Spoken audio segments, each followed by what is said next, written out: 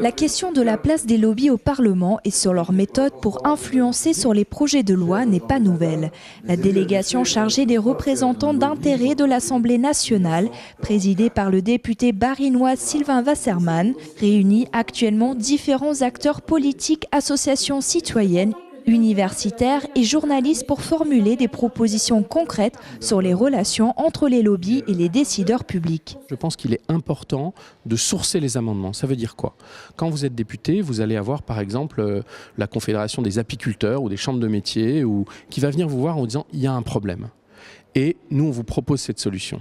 Pour moi, il n'y a pas de honte qu'un député dise « j'ai vu les apiculteurs, je suis convaincu, ils proposent une évolution de la réglementation pour permettre de développer les ruches, je ne sais pas quoi.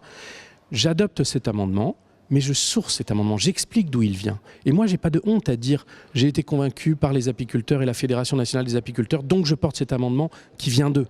30 propositions sont à débattre et seront enrichies notamment grâce aux tables rondes et à l'atelier numérique citoyen lancé pendant ces 2 jours.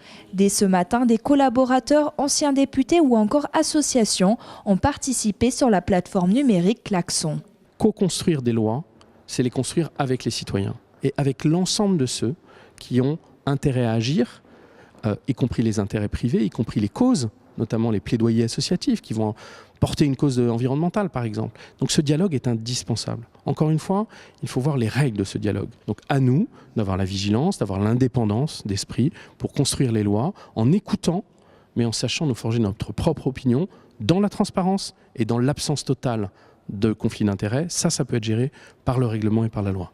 À l'issue de ces 48 heures, les différentes propositions seront examinées et certaines retenues pour constituer un rapport qui sera publié à l'automne prochain. RGDS, partenaire des Alsaciens qui s'engagent.